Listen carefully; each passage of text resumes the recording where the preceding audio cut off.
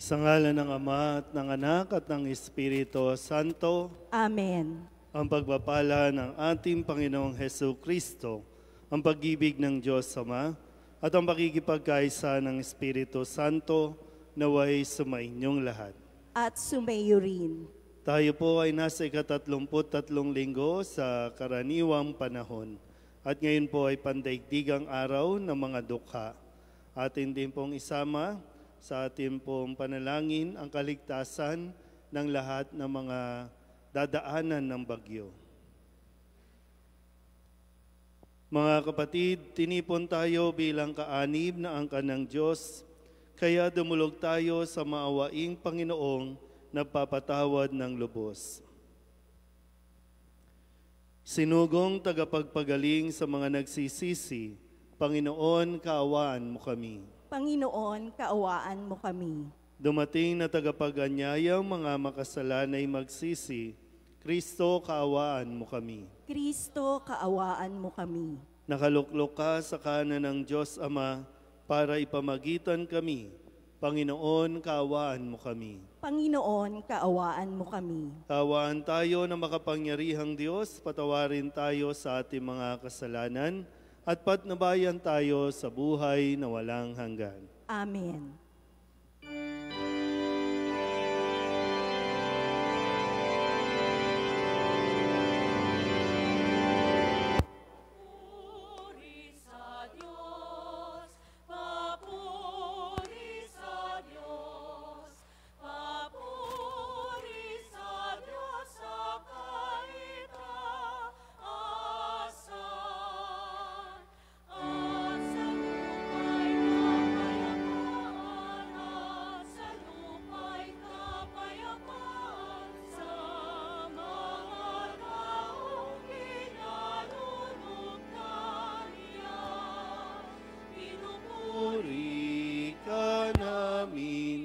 Dinarangal ka namin, sinasamba ka namin, ipinagbubunyi ka namin. Pinasasalamatan ka namin, dahil sa dakila mo aking kapurihan.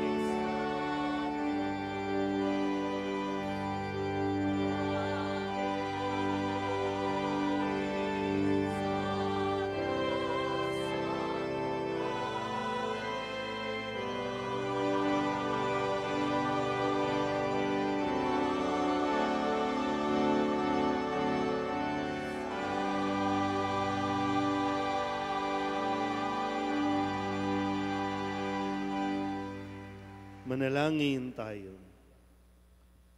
Ama naming makapangyarihan, ipagkaloob mo ang lagi naming ikaligayang ikaw ay paglingkuran, sapagkat walang maliw at walang kahulilip ang kasiyahan kapag sumasamba kami sa iyong kapangyarihan, nagpapairal sa tanang sanlibutan sa pamamagitan ni Jesucristo, kasama ng Espiritu Santo, magpasawalang hanggan. Amen.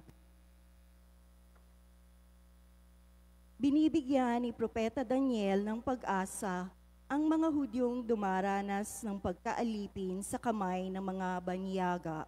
Mamamagitan ang Diyos at wawakasan ang kanilang pagdurusa. Sisimulan ang pagliligtas at pagluluwalhati sa kanyang bayan. Pagbasa mula sa aklat ni Propeta Daniel. Sa pagkakataong yaon, darating si Miguel, ang makapangyarihang bantay ng bansang Israel, at magkakaroon ng matinding kahirapang hindi pa nangyayari kailanman. Ngunit maliligtas ang mga kababayan mong ang pangalan ay nakasulat sa aklat ng Diyos. Mabubuhay ang marami sa mga namatay sa lahat ng panig ng daigdig. Ang iba'y sa buhay na walang hanggan, at ang iba'y sa kaparusahang walang hanggan. At yaong may pagkaunawa at umakay sa marami, tungo sa kabutihan, ay magniningning na parang tala sa kalangitan, magpakailanman. Ang salita ng Diyos. Salamat sa Diyos. Diyos ko, ang aking dalangi, ako'y iyong tangkilikin. Diyos ko, ang aking dalangi, ako'y iyong tangkilikin. Ikaw lamang, Panginoon, ang lahat sa aking buhay. Ako'y iyong tinutugon sa lahat kong kailangan. Ang biyayang kaloob mo ay kahangahangang tunay. Nababatid ko na ika'y kasama ko sa oras-oras. Sa piling mo kailanmay, hindi ako matitinag. Diyos ko, ang aking dalangi, ako'y iyong tangkilikin. Kaya't ako'y nagdiriwang, ang diwa ko'y nagagalak. Ang lagi kong nadaramay, hindi ako matitinag. Pagkat di mo tutulutang, ang mahal mo ay malagak sa balon ng mga patay, upang doon ay maagnas. Diyos ko, ang aking dalangi, ako'y iyong tangkilikin. Ituturo mo ang landas, na buhay ang hahantungan. Sa piling mo'y madarama ang lubos na kagalakan. Ang tulong mo'y nagdudulot ng ligayang walang hanggan. Diyos ko, ang aking dalangi, ako'y iyong tangkilikin. Sapat na ang minsanang paghahandog ng Kristo ng kanyang sarili para sa kapatawaran ng ating mga kasalanan. Tanging ang wakas na lamang ng panahon ang ating hinihintay upang maging lubos na ang kaligtasang handog niya. Pagbasa mula sa sulat sa mga Hebreo. Bawat saserdote ay nakatayong naglilingkod araw-araw at naghahandog ng iyon at iyon ding mga hain. Subalit, hindi makapapawi ng kasalanan ang mga haing iyon. Ngunit si Kristo ay minsan lamang naghandog dahil sa mga kasalanan at iyo'y sapat na. Pagkatapos, lumuklok siya sa kanan ng Diyos at naghihintay siya roon hanggang sa lubusang pasukuin sa kanya ng Diyos ang kanyang mga kaaway. Sa makatuwid, sa pamamagitan ng isa lamang paghahandog, ay kanyang pinapaging banal, magpakailanman ang mga nilinis niya. Sapagkat ipinatawad na ang mga kasalanan, hindi na kailangan pang maghandog dahil sa kasalanan. Ang salita ng Diyos. Salamat sa Diyos.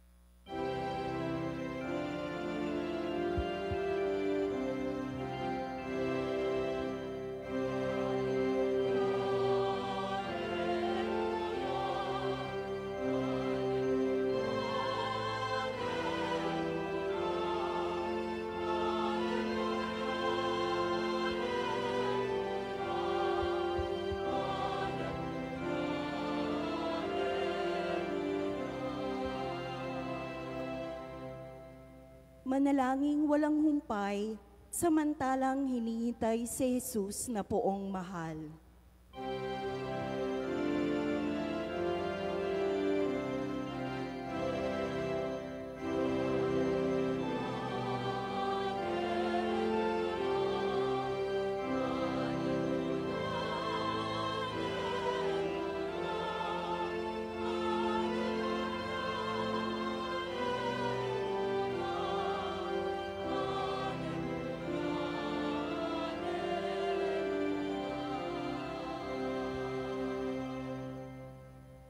Sumainyo ang Panginoon. At sumayo rin. Ang mabuting balita ng Panginoon ayon kay San Marcos. Papuri sa iyo, Panginoon.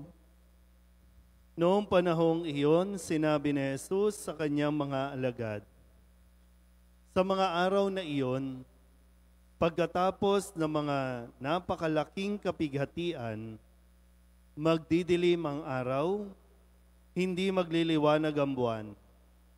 Malalaglag mula sa langit ang mga bituin at mayayanig ang mga kapangyarihan sa kalawakan. At makikita ang anak ng tao na nasa alapaap, dumarating na may dakilang kapangyarihan at malaking karangalan. Susuguin niya ang kanyang mga anghel sa 4 na panig ng daigdig at titipunin nila ang mga hinirang ng Diyos mula sa lahat ng dako. Unawain ninyo ang aral mula sa puno ng igos. Kapag sumisipot na ang mga dahon sa sanga nito, alam ninyong malapit na ang tag-araw. Gayun din naman, kapag nakita ninyong nangyayari na ang mga bagay na ito, malalaman ninyong malapit na ang panahon ng pagparito niya. Nagsisimula na. Tandaan ninyo, magaganap ang mga bagay na ito bago mamatay ang mga taong nabubuhay sa ngayon. Mawawala ang langit at lupa, ngunit ang mga salita ko'y hindi magkakabula. Ngunit walang nakaalam ng araw o oras ng pagsapit niyon, kahit ang mga anghel sa langit o ang anak man. Ang Ama lamang ang nakaalam nito. Ang mabuting balita ng Panginoon. Pinupuri ka namin, Panginoong Hesukristo. Isang magandang gabi po sa inyong lahat. Tayo po ay nasa ika-33 linggo sa karaniwang panahon. Halos ito na po yung pinakahuling linggo. Dahil sa susunod na linggo ay ang pagdiriwang na ng Kristong Hari. Tanda na rin ng pagtatapos ng liturhiya o kalendaryo sa ating simbahan. Panibagong taon na naman po tayo. Ang tanong, aabot ba tayo sa panibagong taon? Sabihan nyo nga yung katabi ninyo, may katapusan ka rin. Ano ang reaksyon kapag sinasabihan ka na may katapusan ka rin? Ha? Ano ba ang dating sa inyo kapag sinasabihan tayo? O sige, mas maganda siguro, no? Sige, sabihin nyo yung katabi ninyo, mamamatay ka rin. Ano ba yan? Ano ba yan? No? Pero yan ang reality ng buhay. Lahat po tayo may katapusan. Lahat na nakikita natin, no? Mawawala dito sa lupa, dito sa mundong ito. Kahit tayo, mawawala tayo. Sa susunod na linggo, yung katabi mo, pwedeng wala na yan dito. Ay, hindi ko ma-imagine po, no? Sa ngayon, kung mapapanood nyo po sa social media, may mga nakakapag-post, no, ng mga nangyayari doon sa mga dinadaanan ng bagyo. Sa Catanduanes, di ba, yung storm surge. At hindi ito yung first time na mayroong ganito. Di ko alam kung ilan sa inyo nakaranas na ng ganito, no? Yung nililindol, na napakalakas, maabutan ka ng bagyo, maabutan ka ng baha. Ngayon, no, marami tayong kababayan na talagang nakikita nila yung taas ng hampas ng alon at talagang ano ba Lord? End of the world na ba? Katapusan ko na ba? Mamamatay na ba kami? Ay, minsan di nga natin alam. Nagda-drive ka lang, biglang andyan na yung truck. Naipit na, wala na. Pero hindi tayo gino-joke-joke. Hindi tayo binibiro at kahit kailan, hindi nagkulang ng paalala ang mga pagbasa natin. At kapag sinasabing pagbasa, ito yung mga salita ng Diyos na lagi namang ipinapaalala na maging handa tayo sa pagdating ng araw ng ating katapusan ng buhay natin dito sa mundong ito. Dito lang yan. Kasi meron pa tayong buhay sa kabila. So kung tutusin, dito lang, yung para bang unang kabanata ito. Pero meron pa tayong, yun yung mas mahalaga kung saan tayo at paano tayo. Kaya nga po, no? Maganda lagi itong, sana po, no, kapag naririnig natin ito na magkakaroon ng lindol, magdidilim ang araw, hindi na magliliwanag ang buwan, sana imbis na takot yung mamayani sa atin, lalo itong magbigay ng pag-asa sa atin. At talagang sa mga panahong ganito, ano ang pangahawakan natin? Salita ng Diyos. Yun lang. Sabi nga, mismo si Kristo na nagsabi, no? Mawawala ang lahat sa langit at lupa, pero ang salita niya, hindi magbubula o magkakabula. Pero meron ba tayong pinangahawakan? Meron ba tayong kinakapitan na salita ng Diyos? Mga kasi kadalasan dasal natin, Lord, pahabain mo pa ang buhay ko. Laging ganun eh. Lord, pahabain mo pa ang buhay. Kaya nga, kahit na may sakit ka na, Lord, pahabain mo pa ang buhay ko. Wala ba yung excitement sa atin na, Lord, okay na. Sige, anytime, Lord, anytime. Matapos man ang buhay ko dito, anytime, Lord. Maganda mapagnilayan na, paano mag-i-end, paano magwawakas ang buhay mo dito? Magwawakas ba ito na masaya? Magwawakas ba ito na malungkot? Paano kaya tayo mag-i-ending? Malinaw din po, no, na sinasabi sa unang pagbasa sa pahayag ni Propeta Daniel. Dalawa lang ang pupuntahan natin pagkatapos ng buhay dito. Nasabi, pupunta si San Miguel para kunin, dalhin ang mga tao na naging tapat, na kumapit sa salita ng Diyos sa buhay na walang hanggan. At ang hindi kumapit sa salita ng Diyos, dadalhin sa walang hanggang kaparusahan. So ngayon, gaya ng sinabi ko kanina, kapag sinabihan ba kita, katapusan mo na, magiging masaya ka ba o matatakot ka? Kasi kapag sinuri natin ang ating buhay, alam mo naman na. Tingnan nyo nga mga katabi ninyo. May mga palatandaan na yan, matanda na yan, ibig sabihin, malapit na yan. Oh, ayaw pa rin, di ba? Gusto nyo forever young? Walang ganun. Kaya pag umaharap tayo sa salamin, sana magkaroon ng realizations, hindi na ako bumabata. Pero mayroon pa rin panahon, may pagkakataon pang ibinibigay ang Diyos. Para kung sakali, sabihin niya, tapos ka na, okay Lord, sige. Sana nga, di ba? Magkita tayo. Sana nga makarating tayo sa langit para maranasan natin ang walang hanggang kasiyahan, walang hanggang kapayapaan sa piling ng Diyos. Sana po, no? ipagdasal natin na ito ay maipagkaloob sa atin ng Diyos. Pero sa ngayon, habang inihintay natin yon, lagi nating suriin ang ating pong nagiging mga pag-uugali at kung paano natin isinasabuhay ang bigay ng Diyos sa atin. Amen? Magsitayo ang lahat. Ipahayag natin ang ating pananampalataya. Sumasampalataya ako Sa Diyos amang makapangyarihan sa lahat na may gawa ng langit at lupa. Sumasampalataya ako kay Jesucristo, iisang anak ng Diyos, Panginoon nating lahat. Nagkatawang tao siya lalang ng Espiritu Santo, ipinanganak ni Santa Mariang Birhen, pinagpakasakit ni Poncio Pilato, ipinako sa krus, namatay, inilibing, nanaog sa kinaroroonan ng mga yumao, nang may 3 araw na buhay na maguli, umakyat sa langit, naluluklok sa kanan ng Diyos amang makapangyarihan sa lahat.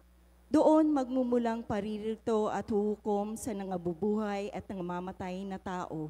Sumasampalataya naman ako sa Diyos Espiritu Santo, sa banal na simbahang katolika, sa kasamahan ng mga banal, sa kapatawaran ng mga kasalanan, sa pagkabuhay na muli ng namatay na tao, at sa buhay na walang hanggan. Amen. Ngayon, dumalangin tayo sa dakilang Ama na tayo'y bigyan ng sapat na lakas at pag-asa upang maging handa lagi sa oras sa Kanyang itinakda. Manalangin tayo. Panginoon, dinggin mo kami. Panginoon, dinggin mo kami. Patuloy nawang gabayan ng mga leader ng simbahan ang bawat mananampalataya tungo sa tamang landasin sa kabila ng kanilang mga pagkukulang at kahinaan. Manalangin tayo. Panginoon, dinggin mo kami. Maitaguyod nawa ng mga punong bayan ang isang lipunang makalangit, makatarungan at mapagmalasakit sa pamamagitan ng kanilang tapat na paglilingkod. Manalangin tayo. Panginoon, dinggin mo kami. Magsimula nawang magbagong loob ang mga taong nalulugmok sa pagkakasala, dala ng kamunduhan, abuso at karahasan. Tahakin nawa nila ang landas ng pagpapatawad at pagbabagong buhay. Manalangin tayo. Panginoon, dinggin mo kami. Paghiluwin mo nawa at bigyan ng pag-asa ang mga taong nagdurusa, lalo na ang mga dukha.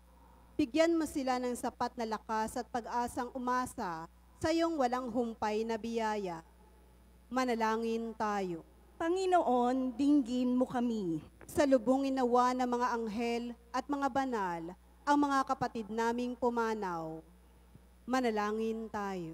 Panginoon, dinggin mo kami. Sa ilang sandali ng katahimikan, itaas natin sa Diyos ang ating pansariling kahilingan, gayon din ang mga taong lubos na nangangailangan ng ating panalangin.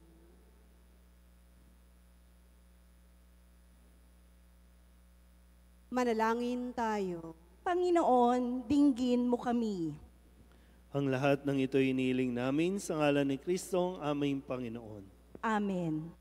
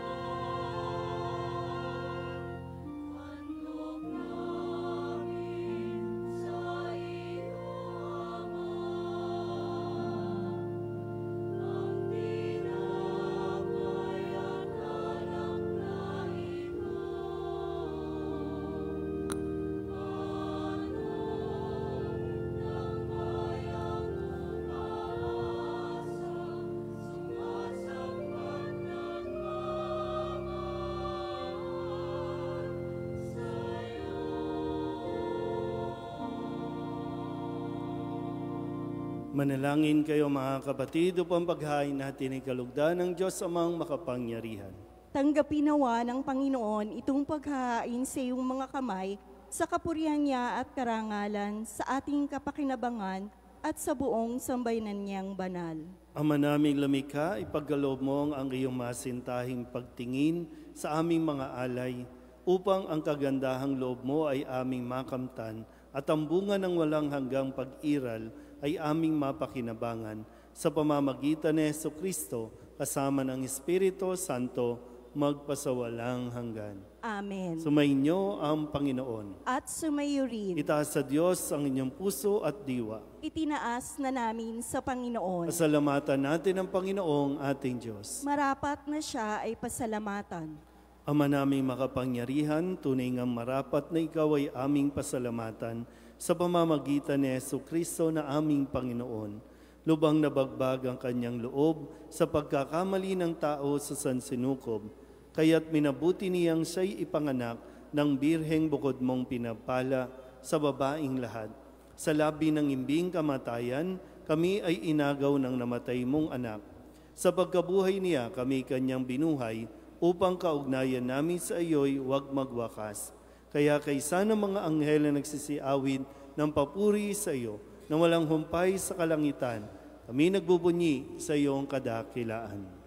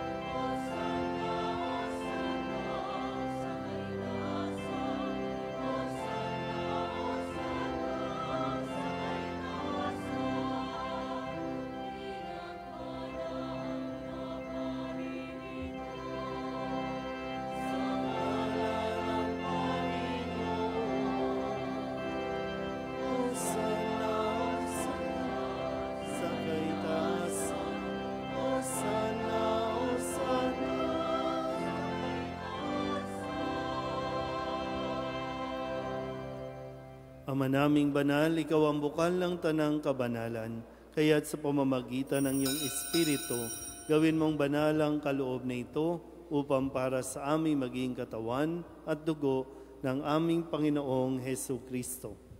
Bago niya pinagtiis ang kusang loob na maging handog, hinawakan niya ang tinapay, inasalamatan kaniya, pinaghati-hati niya iyon, iniabot sa kanyang mga alagad at sinabi, tanggapin ninyong lahat ito at kanin, ito ang aking katawan na ihahandog para sa inyo.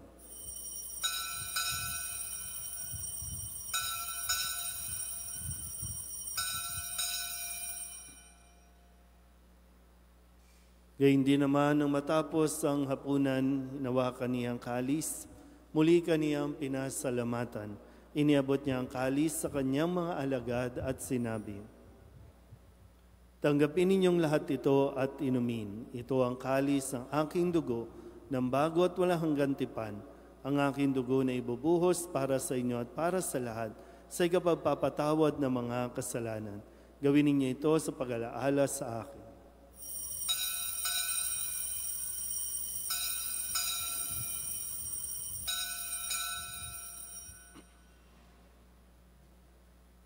Ipagbunyi natin ang misteryo ng pananampalataya.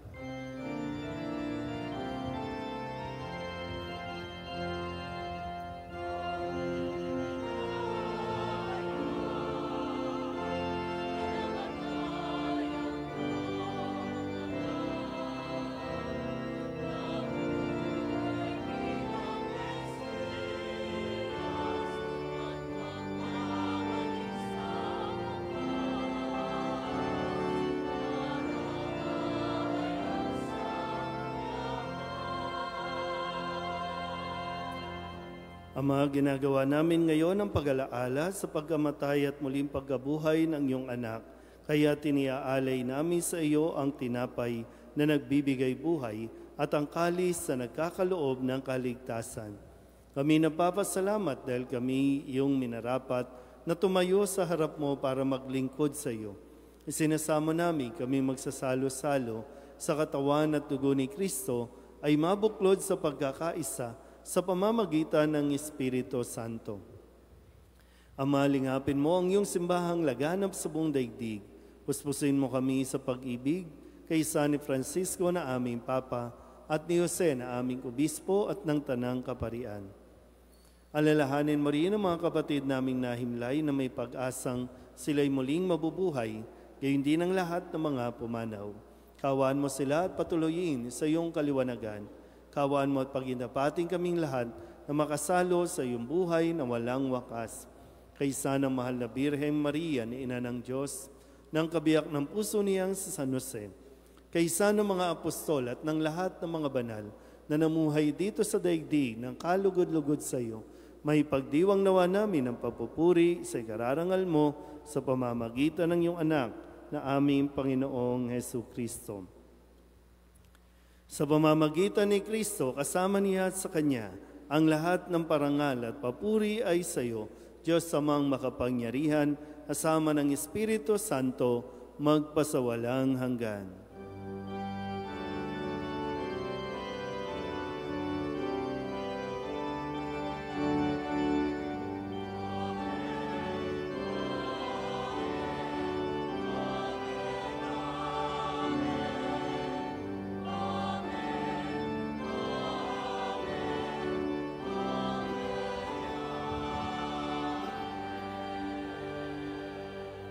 Sa tagubili ng mga nakagagaling na utos at turo ni Jesus sa Panginoon natin at Diyos, ipahayag natin ang lakas loob.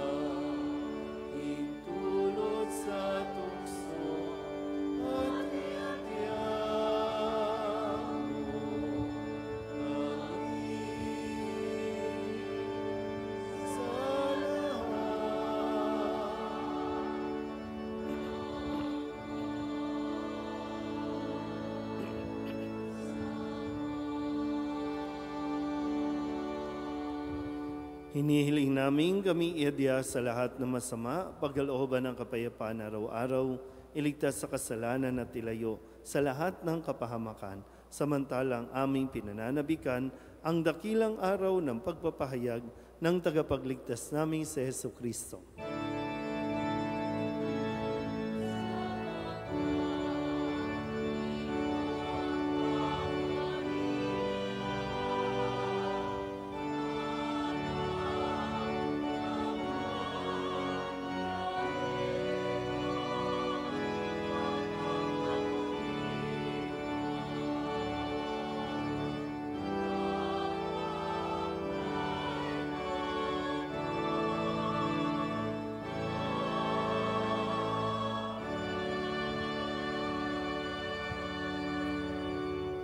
Panginoong Heso Kristo, sinabi mo sa iyong mga apostol, kapayapaan ang iniiwan ko sa inyo, ang aking kapayapaan ang binibigay ko sa inyo. Tunghayan mo ang aming pananampalataya at huwag ang aming mga pagkakasala. Pagkalooban mo kami ng kapayapaan at pagkakaisa ayon sa iyong kalooban, kasama ng Espiritu Santo, magpasawalang hanggan. Amen. Ang kapayapaan ng Panginoon ay laging sumainyo. At sumayo rin. Magbigayan po tayo ng kapayapaan sa isa't isa.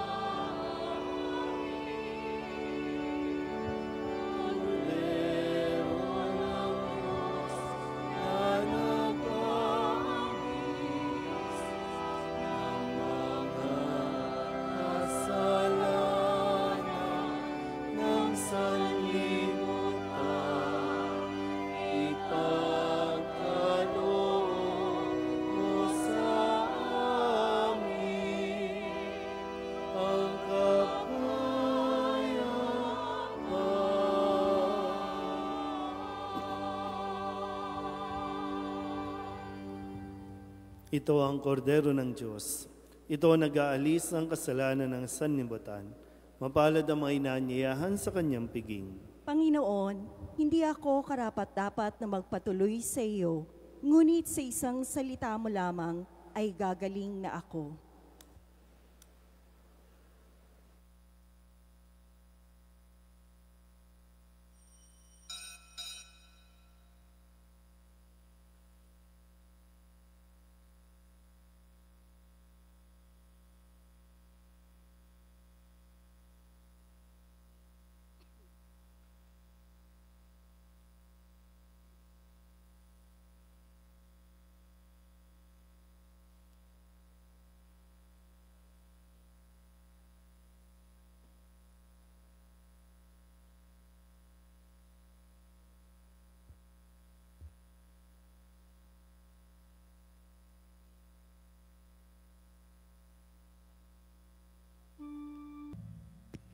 Magsitayo po ang lahat.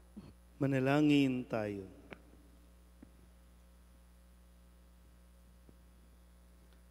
Ama naming mapagmahal, sa pinagsaluhan naming banal na pakikinabang, ang amin nawang pag-ibig ay lalong madagdagan ng ginawa namin sa pag-alaala sa anak mong mahal na nag-utos sa pagdiwang ang huling hapunan sa pamamagitan ni Jesucristo kasama ng Espiritu Santo magpasawalang hanggan. Amen. Mga kapatid, pagkukulan natin ang panalangin ng mga yumao nating mga mahal sa buhay at ang lahat ng mga kaluluwa sa purgatorio. Mga anghel, mga banal, tanang nasa kalangitan, halikayo at samahan. Ang mga giliw naming pumanaw sa piling ng poong mahal. Si Kristo ang mag-aakay sa kandungan ni Abraham upang doon ay humimlay. Ang mga giliw naming pumanaw sa piling ng poong mahal. Sa ilaw na walang hanggan, kapayapaan naway pagkamiti ng may kapal. Ang mga giliw naming pumanaw sa piling ng poong mahal. Ama naming mapagmahal, inihahabili namin sa iyo ang aming mga kapatid na pumanaw sa buhay na ito. Huwag mo po silang pabayaan at pamalagiin mo silang buhay sa iyong piling.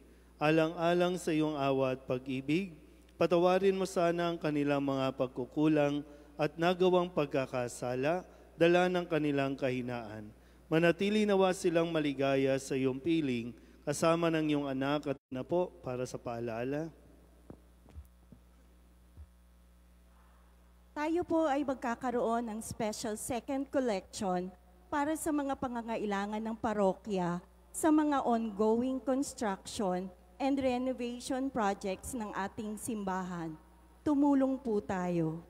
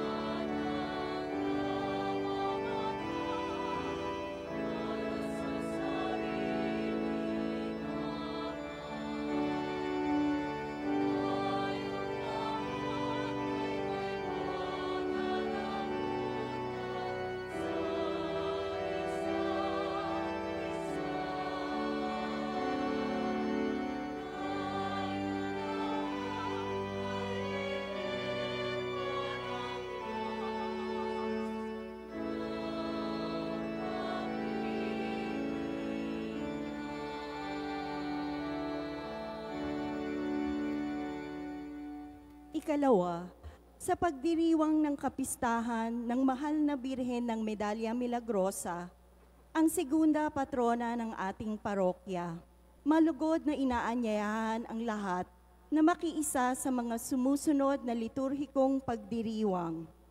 Novena Masses mula sa November 18 hanggang 26, 2024 sa ganap na ika-6 ng gabi. Maliban tuwing araw ng linggo, ang Novena Mass ay sa ganap na ika-8 ng gabi. Maringal na misa sa kanyang kapistahan sa November 27, 2024 sa ganap na ika-6 ng gabi. Bisitahin ang ating parish Facebook page para sa kabuuang detalye ng pagdiriwang ng kapistahang ito. Ikatlo, ang maringal na misang pontipical at solemneng pagtatalaga sa ating bagong kura paroko, Reverendo Padre Douglas D. Badong, ay isasagawa sa Lunes, November 18, sa ganap na ika-6 ng gabi. Ito ay pamumunuan ng kanyang kabunyian, Jose F. Cardinal Advincula, Arsobispo ng Maynila. Malugod pong inaanyayahan ang lahat na makiisa. Maraming salamat po at pagpalain tayo ng makapangyarihang Diyos. Karagdagan lang po. So, salamat po sa inyong pagtugon, sa pagtulong. Sa ngayon ay inuumpisahan lang po natin na dito sa altar, at least mahilamusan ng kaunti ang altar po papunta doon, kaya medyo hindi po pantay dahil hanggang dito lang po inabot, no? Dahil itutuloy po yan sa mga susunod pang linggo. Kaya sana po, no, makakatulong po kayo. Tinusubukan din natin ma-improve yung sound system na sana naman po sa ngayon ay medyo mas malinaw na naririnig ninyo ang bawat pagpapahayag ng salita ng Diyos. At kanina medyo isa sa listahan na idadagdag, mukhang kailangan ng palitan yung organ. Pumapalyan na yung organ, di ko alam kung ilang taon na yan, no? At sinisikap din natin yung mga screen, TV screen, monitor, para nang sa ganon makasabay po, lalo na yung mga bata sa mga responses. So unti-untiin lang po natin at kailangan po namin ang inyong suporta para sa mga ganito po mga improvement o kung ano mang kailangan natin na isaayos po sa simbahan natin. Ang target natin, at least bago magsimbang gabi, ay medyo mas maaliwalas na po ang ating pong simbahan, ang tahanan ni San Jose. Medyo sobrang taas lang po talaga, kaya hindi na namin maabot yung banda doon. Taas kasi. Pero sige lang po, pagtulong-tulungan nawaan natin, no, na maging maayos, malinis yung tahanan ni San Jose. Kaya hindi ko alam kailan kayo huling tumingala, no? Pero yun po. Salamat po, at gaya ng nabanggit, sa Lunes po, kung available kayo, darating po ang Cardinal para sa installation po na mangyayari po dito. Maraming salamat po. Magsitayo na ang lahat. Sumainyo ang Panginoon At sumayo rin. at pagpalain kayo ng makapangyarihang Diyos, Ama at Anak at Espiritu Santo. Amen. Tapos sa banal na misa, humayo tayo sa kapayapaan ni Kristo. Salamat sa Diyos. Magandang gabi po.